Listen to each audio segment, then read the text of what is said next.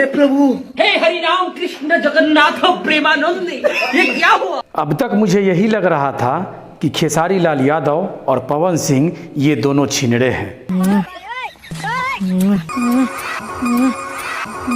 पर इसमें एक और नाम जुड़ चुका है, प्रमोद प्रेमी यादव का। हे प्रभु, हे प्रभु, हे हरि राम कृष्ण जगन्नाथ प्रेमानंद, ये क्या हुआ? ये दोनों मूड़ी को प्रणाम कर रहे हैं या इनके दोनों झाल मूड़ी के, साला ये अब तक समझ में नहीं आया। इस तरह का छिनरपन कौन करता है, वो भी खुलेआम स्टेज पे।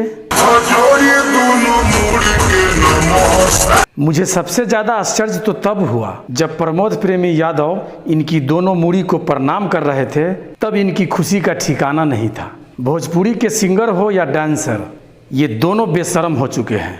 ये बड़ी अच्छी बात कही आप। पैसे आने चाहिए, शर्म गई तेल बेचने। धन्यवाद।